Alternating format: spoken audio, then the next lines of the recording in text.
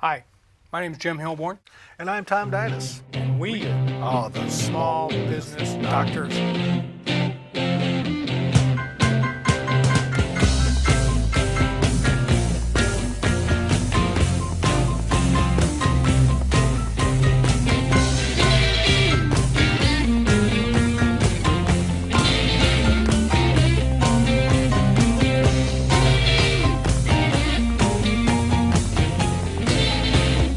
And I've been taking care of business every day.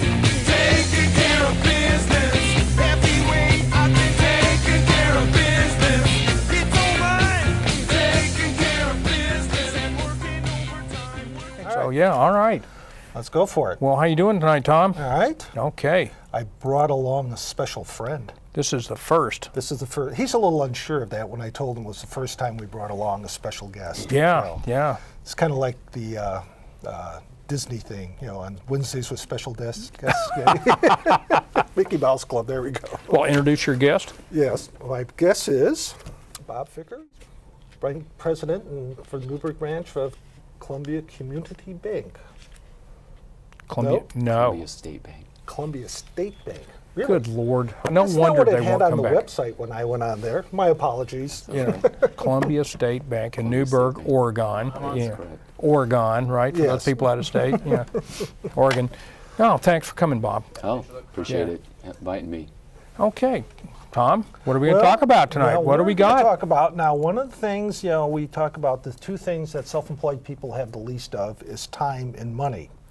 And since Bob's a banker, I'm thinking maybe He's got plenty of money. He's got tons of money. He's got money he hasn't spent yet. Exactly. He told me that on the way up here. Exactly. Anyway, Piles of so money. for the benefit of our audience, which is self-employed people and people who want to be self-employed, I thought it would be a good idea to find out what the view of the banker is as far as what he expects and what he would like to see out of the people that come to see you in your bank.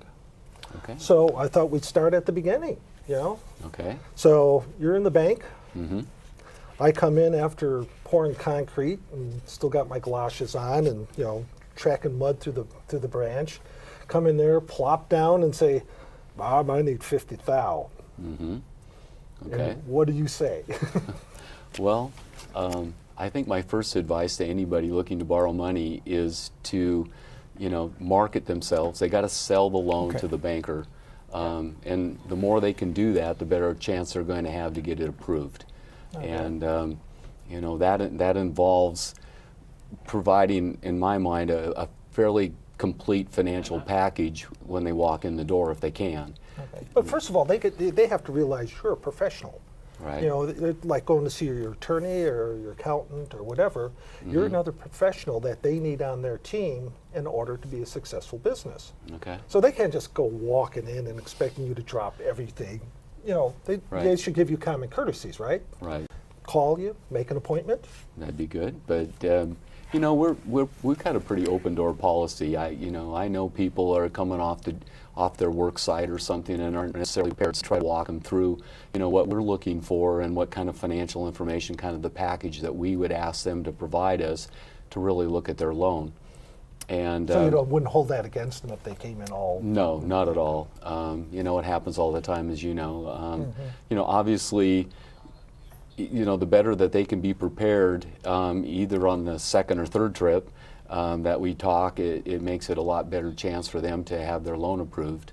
The standard financial information is obviously a couple years tax returns and a current balance sheet, current profit and loss statement.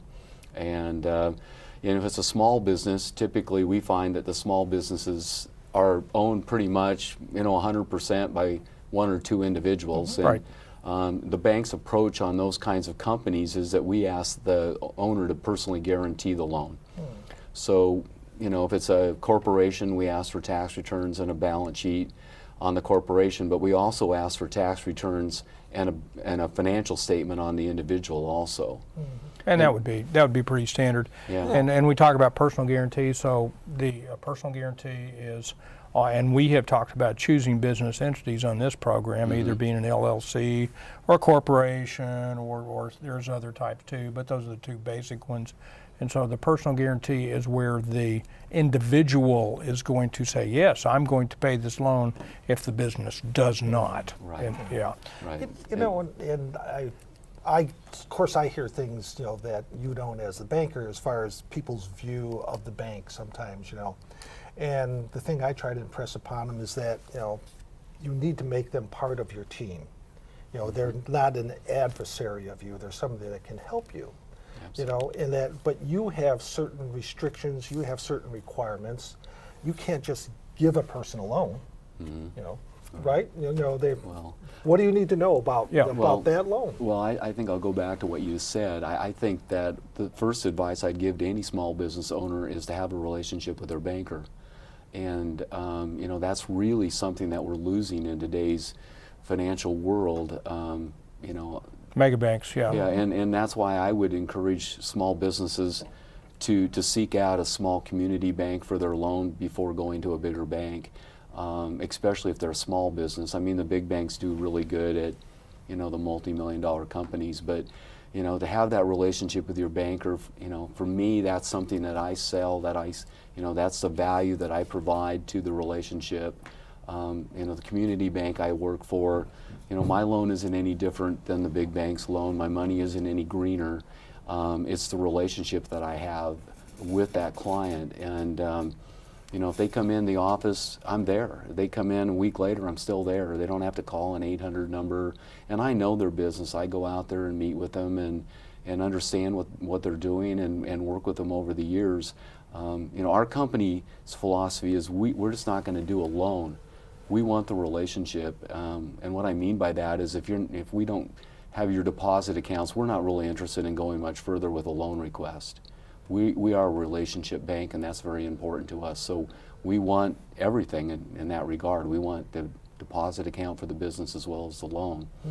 Yeah, and I think if you're going to be doing business with somebody, Well, I you agree, know, you know, it just makes sense. You know, you don't want to be selling your service to somebody who, you know, that won't deal with you back again. You know, and so having a bank like you, where you're interested in the people, you know, I believe if you know, if that person is doing a good job for you, you should give them all your business. I mean, that's only common sense, because that's part of the relationship building. Absolutely. Right? So that way, you know, it's like when I walk into your branch, you know, and I've been in all the banks in the local area at one time or another. There is a feeling of, you know, here's people that care about you, that are friendly. You know, they got smiles on their face. They remember your name. You know, and so I mean that's really huge when you're a small business person, because you have so many odds against you that it's, you know, they have another little one-upmanship, so to speak, in that area is just a real plus. Right. I think that's really important to have that relationship and develop that over time, because a banker can provide more than just a loan. I mean, we've got a sundry of products that help a small business, you know, do things Let's easier go and into some better. of those, Bob. I mean, what else? You know, the loan, of course, is the big thing, and we'll go a little bit more into depth Yeah, about the detail. But Absolutely. Most of the time, the conversation starts with the loan, but obviously, you know, there's a deposit account, which is pretty standard. Most small businesses write checks or those kinds of Sure. things as well. Yeah. But you know, there's a lot of cash management services, you know, where we can set them up to, you know, pay their employees on a direct deposit, or they can, you know, debit their customers' accounts receivable that are owed, or I don't know, that has there's a helped speed variety. up Yeah, cash there's a flow, variety. yeah. You can speed up some ways to improve their cash flow, and that's obviously helpful as well. You know, we provide business credit cards. There's also business debit cards, so it helps them where it's, you know, whether they're out there on the road or something where they can't write a check, it helps them to do that as well. You know, there's obviously the ability to on the bank online, so they can go in and look at their deposit accounts and their balances, and obviously be able to transfer money. So if we do make a loan and say it's a line of credit, they're able to, you know, go in online and transfer money to cover their checks or make a payment back to their line of credit as well. So there's a lot of services beyond just a loan with a bank today, and it's changing dramatically. But You know, a lot of businesses we can provide credit card processing if it's a retail ask that. business. Yeah.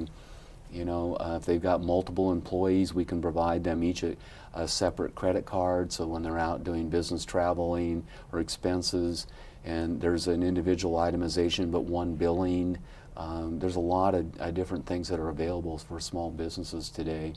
And then there's obviously, as we talked, several types of loans.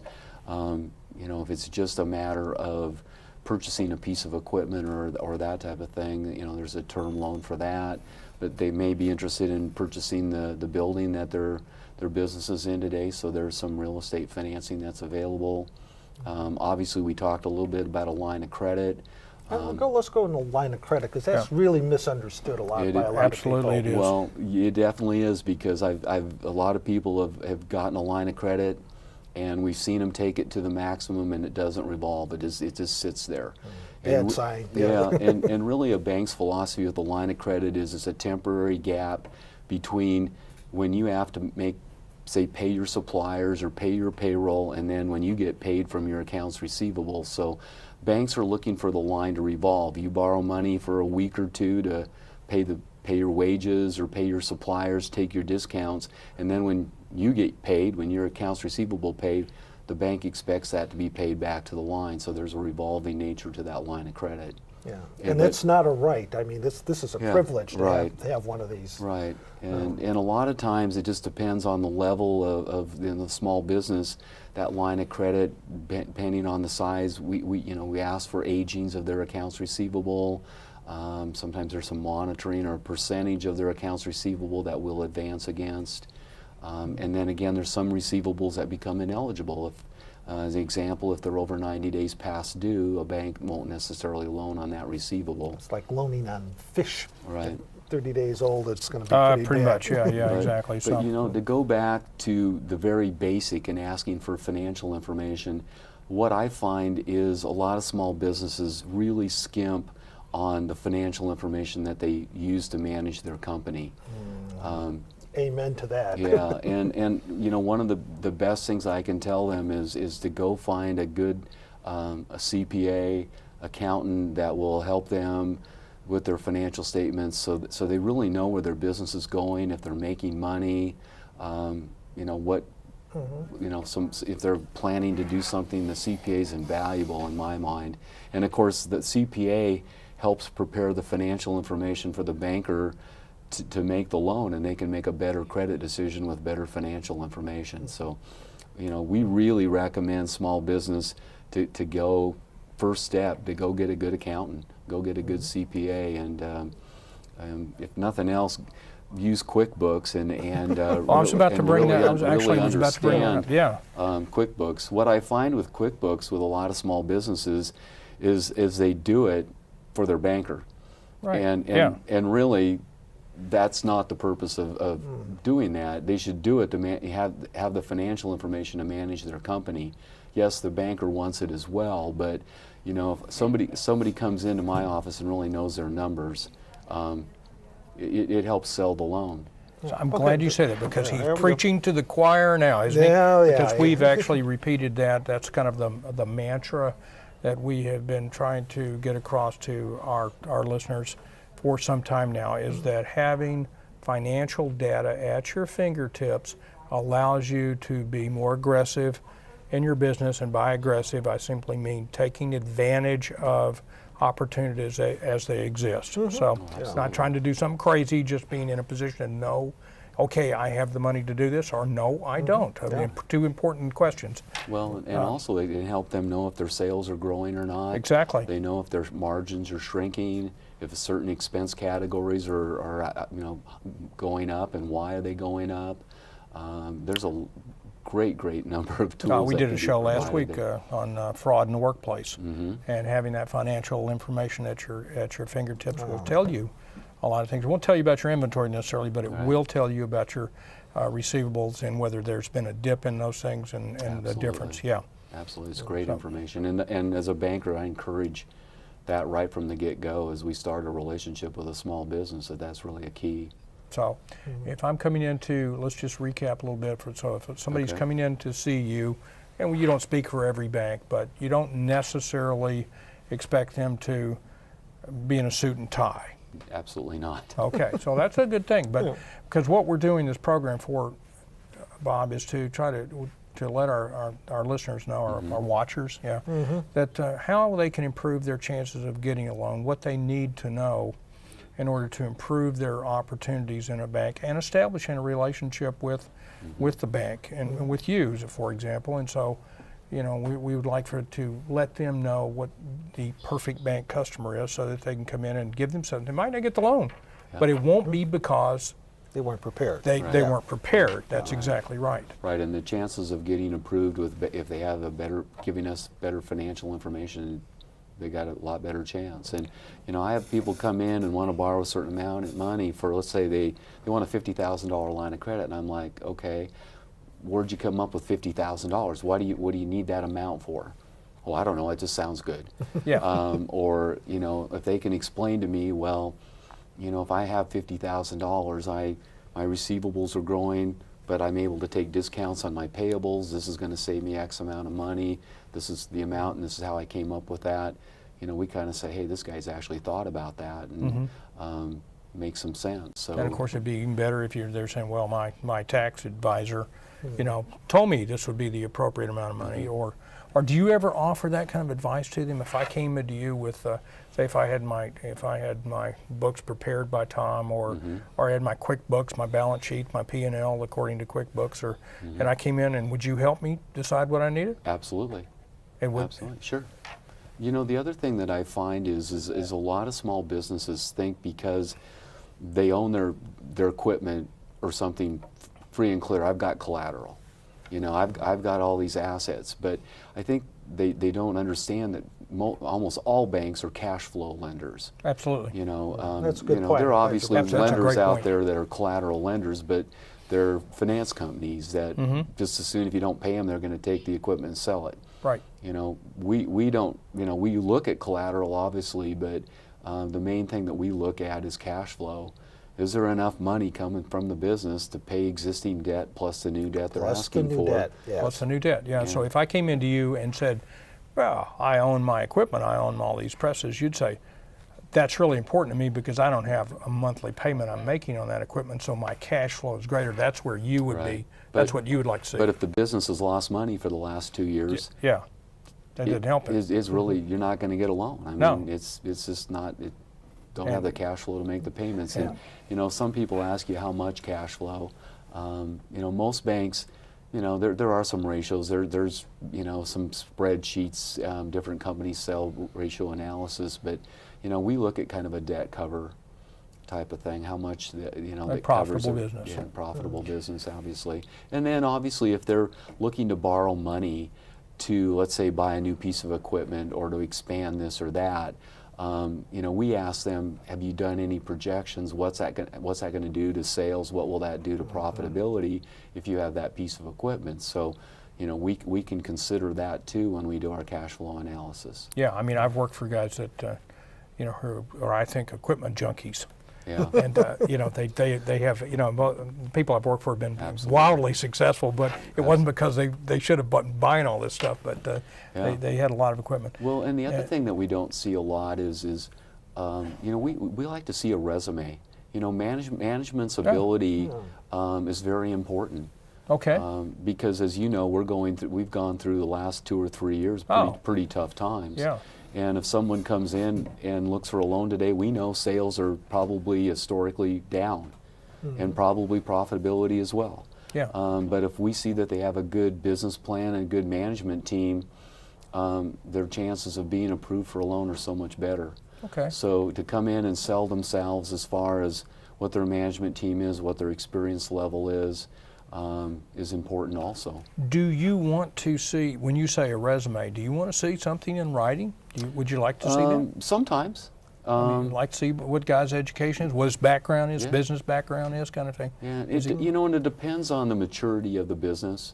I guess if the business has been running the business for 20 years, or if you just Sure. you know he's just been doing it for 2 or 3, it's fairly new business cycle.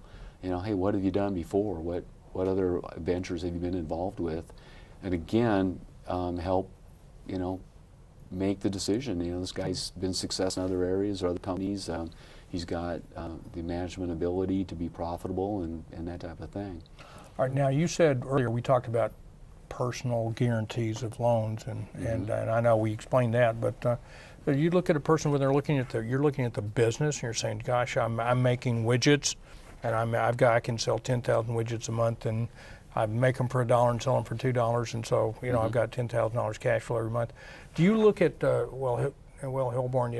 What about your house? You got a $3,000 a month mortgage out there too. Do you look at that kind of stuff too? Absolutely. We do a global cash flow, is what we call it, and basically we look at the business income and debt as well as the individual's income, and because obviously the individual's income mostly is coming from the business, either through distributions or through wages. So in a lot of small business, we'll look at a global cash flow. And sometimes that really will strengthen the credit because individually, they may have a very strong net worth, they may have quite a bit of liquidity.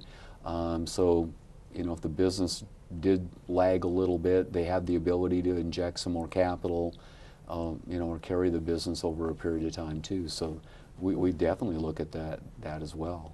Okay. And the bank's business is to make money, and so you have to ensure that you're making a loan to somebody that's going to pay the money back. Yeah. When we make loans, our job is to take acceptable risks. I mean, anytime you loan money, obviously there's a certain amount of risk, but we're trying to make an acceptable risk then when we do that, and when we feel it's not, we don't make the loan. Obviously, we're not obligated to make any loan if we choose not to participate in it. But, of course not. Yeah. But in today's environment, especially today, I know my bank has got a lot of cash. Yeah. There's a lot of banks sitting with cash today that, they're investing it on a short-term basis, probably at a 0.1 or 0.2 return. So there's a real message coming that we want to deploy those dollars. But what we're finding in the marketplace is a couple things. We're not seeing a large demand from small business to borrow money today. And I think that's twofold. They've obviously seen sales. A lot of small businesses have seen their sales drop, profitability drop. They've really cut expenses to get through what we're going through, and they're very reluctant to take on new debt. Sure.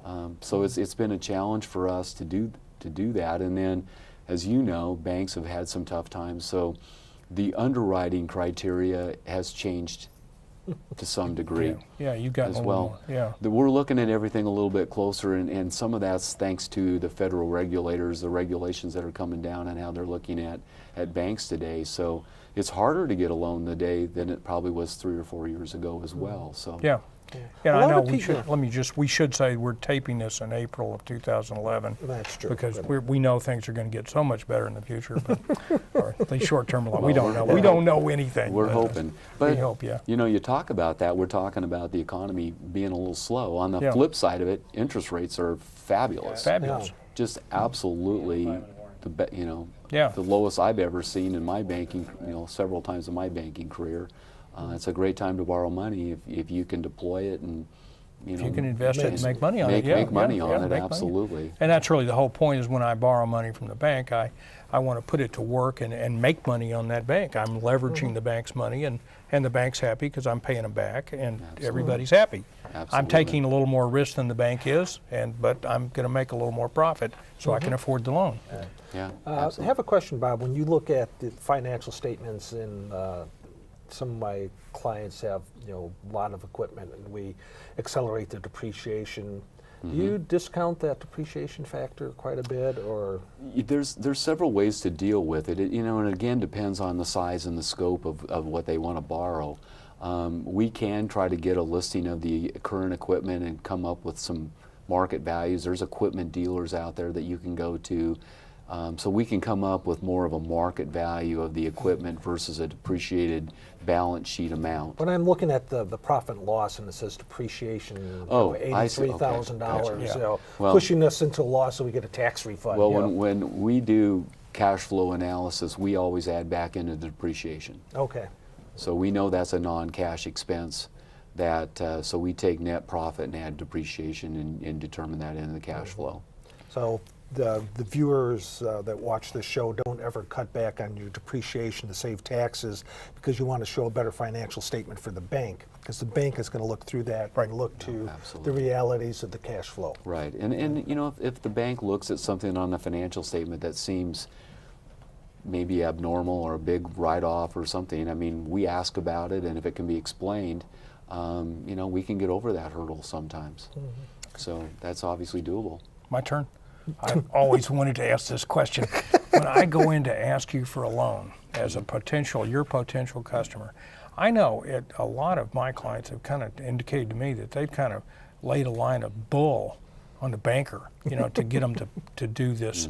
But I also know you look at a lot of financial records, and you're not probably easy to fool when these things go down. Do you find yourself ignoring a lot of attempts, or what's your best customer? How do I get the bank? When I walk in, so I should be completely honest with you and ask your help in trying to get this loan, and you're going to tell me that? Is that, or how do you see I it? think at some point we'll discover what you I would haven't think told, so. what you haven't told us. Yeah. And you know, there's outside sources, obviously. Small businesses, we always use we have a credit bureau that we will use for a credit check on a small business. That's available. We also do personal credit checks on, you know, if you're the guarantor. So we look at obviously your past payment history, and that obviously somewhat discloses debt. The other thing that we do is when you take a lien on equipment, unless it's a titled vehicle, banks perfect through the Uniform Commercial Code. Yeah. So we obviously can go to the state of Oregon or the state that the business is located in and see if any banks have filed any kind of UCC, you know, UCC lien. So we can discover that. Obviously, you know, depending on again the scope of the borrowing, we'll ask for compiled or reviewed statements. You know, we normally don't ask for reviewed statements unless it's a fairly larger credit, but you know, again, I try to encourage my borrowers to do at least a compiled statement. Sure. So when they come into the banker, the statement makes sense. No, I'm with you. I've seen a lot of statements that don't balance. I believe honesty is the best policy. So- Well, Bob, this has really been enlightening. Yeah, I think so. We're Appreciate getting it. there. Yeah. So we're coming to wrap down here. So Okay. the bottom line is, you know, make your banker your friend. You know, Exactly. Work with them. Yeah. And also realize, you know, people are looking over your shoulder too, you know, and so you're held accountable to other levels of authority. So, you know, let's all work together as a team. So, Okay. Thanks, guys. Bob?